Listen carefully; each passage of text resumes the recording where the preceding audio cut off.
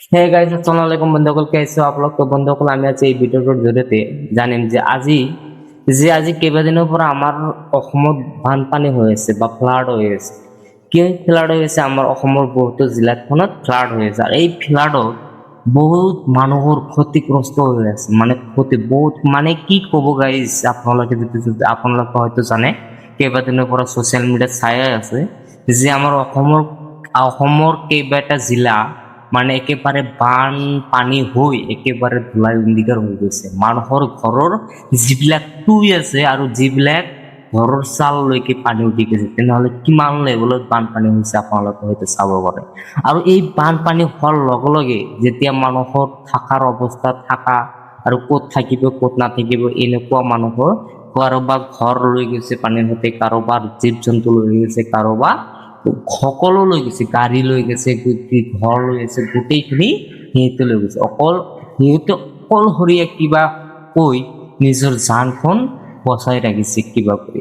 তেতিয়া চাওক, এতিয়া আমি যদি আমাৰ অসমত যদি আমি এইখিনি কথা আলোচনা গণনা কৰো, চাওক আৰু এটা ভাল লগা দৃশ্য মানে বানপানী হোৱাৰ পিছত হৈছে যদিও, বানপানী হোৱাত দুখ লাগিছে যিহেতু, কিন্তু আৰু এটা ভাল লগা দৃশ্য এটা আমি আৰু চালো আমি সকলোৱে, যে যিবিলাক যে ইউটিউব ক্ৰিয়েটৰ আছে আৰু যিবিলাক দেশ প্ৰান্তৰ যিবিলাক ইউটিউব ক্ৰিয়েটৰ আছে আৰু সেইবিলাক ইউটিউব ক্ৰিয়েটৰ অসমৰ যিবিলাক চাইডত বানপানী হৈ গৈছে আৰু দুৰ্যোগ হৈ আছে আৰু সেইবিলাক দুৰ্যোগৰ কাৰণে চাওক, আজি আমি এনেকুৱা এজন ব্যক্তিৰ বিষয়ে কম আপোনালোকক, যে যিজনে সকলোকে চিনি পায় আপোনালোকে, যে আপোনালোকে হয়তো ইউটিউবাৰ ক্ৰিমিনেটিক সকলোৱে চিনি পায়। আৰু এই ক্ৰিমিনেটিক কি অকল ৰ'ষ্টিং কৰি থাকে, অকল ৰ'ষ্টিং কৰি থাকে, মানে বেয়া ভাষা কৰি থাকে আৰু বেয়া তাৰ মানে